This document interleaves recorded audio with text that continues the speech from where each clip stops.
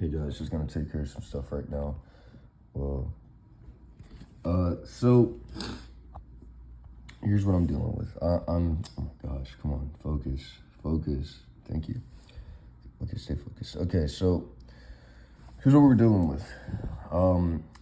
The people that are attacking us, as they attack us, we are conflicted by a couple of concepts that we see in their being that make it impossible for us to be ruthless toward them. And this concept is something like we need to help them or we need to be reasonable. We need to see them as victims. And the way this works is the concept is right here. We don't understand what's causing it because all of the concepts are kind of scattered really far apart. And we can't piece them together to understand them and put them into perspective. Because when we put them into perspective, we can see how much of a strategy this is and determine whether or not it's honest. But we can say that because the perspective, because it's been avoiding being put into a perspective, that it can't be honest, because if it were honest, us seeing it would have helped us understand it more. So here are the concepts that are spread apart. One, they were taught this as kids. Two, they don't realize they're wrong. Three, they're only being irrational. And four, they don't know that they're using mass to alter shared reality to keep up their goal. And so, oh wait, I didn't draw a line from this one to this one. Hold on. Okay. So what this means is they were taught this as kids is it isn't their fault. They don't realize they're wrong is it isn't their fault. They are only being irrational. It isn't their fault. That's what this whole concept is.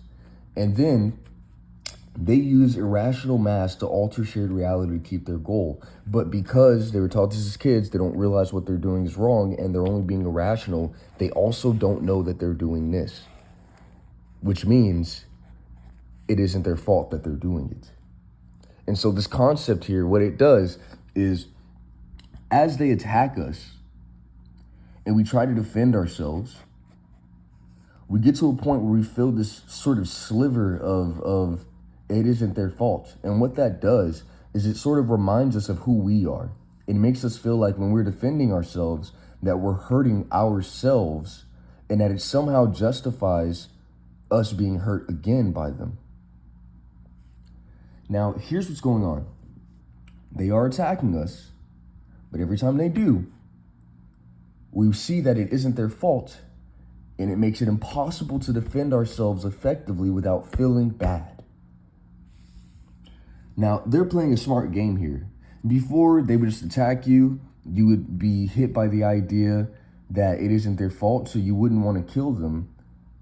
So you could never defend yourself all the way, and they would just be allowed to attack you again, or at least allowed more time. They've learned that there's a line that they cannot cross. And so long as they don't cross it, even if you understand that this is happening, you cannot cross it yourself. And crossing that line hurts them, makes it easier to attack them and to ignore that it isn't their fault. And so they play this game of immediately in one frame saying, look, I didn't cross any line. And like you said, I'm only being irrational. So it isn't my fault that I feel this way. So I don't have to stop what I'm doing because I'm not really doing anything wrong. And it's just how I feel. And they keep that up. And they say that because we're only being irrational, it's not our fault. And they haven't crossed that line, that we can't really be mad about it, that we can't do anything to stop it. Because doing so would be crossing the line ourselves. But here's what they're actually doing. This is one frame, one incident.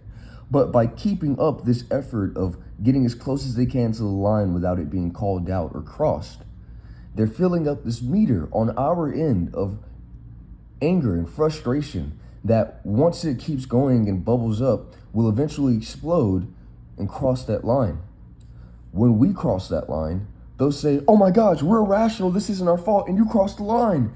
And they will take that as the opportunity to cross the line as far as they can until events are discussable again. This is a strategy that is being used by almost every religion anytime they reach a logical conclusion in which they are wrong. This is why my life is such a mess, because you guys see where I am right now and you say, I don't know what's going on, but there's no way he hasn't gotten there by his own actions. What you don't realize is that this has been going on the whole time. People think that it's okay to do these slights because these slights are not that big of a deal, and I need to stop being so sensitive. But those slights keep going and steer me from a distance into a shitty life. And the whole point is, this is really what they're doing here. They got me like surrounded. Like imagine like in old Western time where they're like, we can't kill him because he's wrong, but we can sure as fuck make his life living hell. And they run around me and they constantly keep me trapped in this little circle, in this little hellscape of a chamber where I can't do anything and I'm just suffering. And their whole argument is, if I was right, that wouldn't be happening to me, which is really just translated to, if you just say what we want you to say, we'll let you go.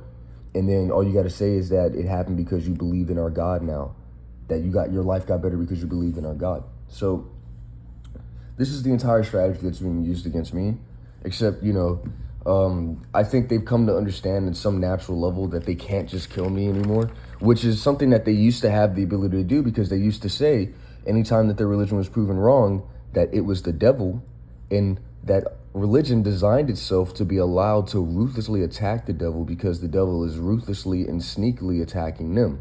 It's sort of like the threshold that we're crossing here, in which before we could not justify attacking the devil because the devil never really crosses any line. They actually always get us to act on things on our own. And so because of that, we cannot attack the devil without attacking ourselves. It's actually this whole strategy. It seems like they're teaching themselves, but disguising it as folklore. They're disguising it as story while actively passing on this sort of military strategy to keep up their control complex over the environment. Now that that's out of the way, I wanted to kind of bring something to your attention here, something that's really important to me. So we've got logical conclusion, right? You got logical conclusion, who I am and what I'm saying. I'm not saying anything wrong. I might look a little bit unestheticized right now, but I'll be real with you. I'm fucking tired. They got me surrounded, really. And I'm constantly being pushed away from being organized, from looking professional, because these people don't want that. But here's what it is. I'm logical, I'm talented, I'm hardworking. And even when I cross the line, I'm still somehow PR approved. So what this means is logical conclusion has it occurring in their mind, the image of me being successful, the image of me being successful. That's what this is. Logical conclusion, the shared logical simulation of events, has me being successful occurring in their mind. However, they don't want to see that because of two reasons. It would be immediate proof that the way of my thinking is valid because it was successful, because it is successful, and therefore it cannot be argued against at a successful level. It can't be somebody says, well, how are you so right when you don't have this? How are you so right when you can't even do this? Once it's there, people can no longer use that and now have to actually use logical arguments to prove me wrong. Two, the reason that they don't want to accept it is that they would only accept it. They don't want to accept it because it would change the mass of social status for every relative individual around me. Meaning, everybody's kind of like this right now. This is the height of everyone at the moment. This is the height of everyone. Oops, I didn't mean to do that. And so they can all kind of keep up a good game of competing with each other and having as much control as each other. But if I become successful, my height is like this, and there's no competing with me, and their control complex is like, nah, fuck that. I don't like this nigga, bro. I don't fucking like his. Fuck that shit. Oh, I didn't show you. And so that's another reason they're rejecting it. So what this does is, even though they have logical conclusion, their control complex, which is detached from anything that substantiates reality, any logic that actually justifies how any of this is occurring, it detaches from that, and it creates this sort of black mass, this sort of illogical, irrational mass that is them just because they're ignoring any logic that substantiates what's happening and how any of this can occur. It means that they're wrong, and so thus they're doing me wrong. And not only are they doing me wrong, they're never able to substantiate substantiate any justification for doing it. Meaning it'll be something like this. So I'm living my life really good. I'm really happy. I'm doing really good. Everyone's all like, hey, his control thing is getting way too high. We need to cut that shit off. And so they all surround me, and they do like a little pagan ritual where they do a little rain dance or something. Then all of a sudden I'm like broken down, and it looks like I'm just making bad choices. But really, I'm in a pressure chamber. I'm in a collision chamber. Pressure's being put on me. And it's like this. You know how like, what is a good example? You ever seen like a bubble inside of water? And like how if you press that bubble, like if you press that bubble, right? Like a bubble inside of water. If you press that bubble If you press the water, the bubble moves in either direction. The bubble will move in either direction depending on how you squeeze the water. I'm sorry, I didn't say any of that right. But it's kind of like that. It looks like I'm making a choice, but really I'm being pressed. Really, my choices are being moved left and right so that people can have an irrational justification. And the justification is irrational because of this. The justification isn't that I'm logically a bad person.